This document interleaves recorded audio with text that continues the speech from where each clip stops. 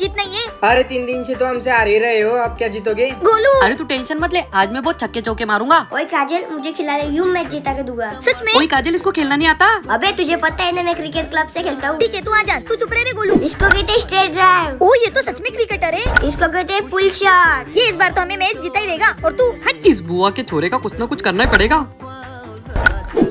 ओए गोलू, पहले बैट पे सुसु करके आया। यही सही मौका इसको ठिकाने लगाने का। काजू मैं 1 मिनट में आया। सुसु करके चौके छक्के मारूंगा।